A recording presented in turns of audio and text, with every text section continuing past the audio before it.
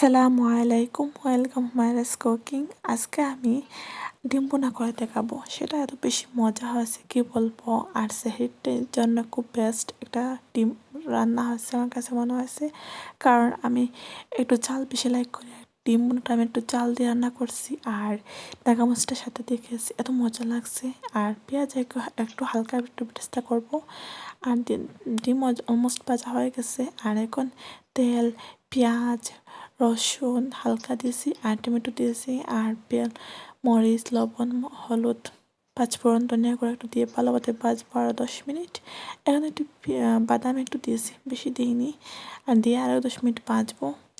আর almost আমার পেঁয়াজটা ভাজা হয়ে গেছে। আমার কাছে মনে হয় পেঁয়াজটা যত ভালো মতো ভাজা হয় তত মজা হয়। আর এখন আমি একটা একটা করে ডিম দিয়ে দিব, সবগুলা ডিম। আর তারপর ভালো মতো মিক্স করবো। ধনিয়া পাতা দিয়েছি আর কাঁচামরিচ দিয়ে রাখবো। আর আমার অলমোস্ট ডিম রান্না হয়ে গেছে। কেমন হয়েছে রান্নাটা?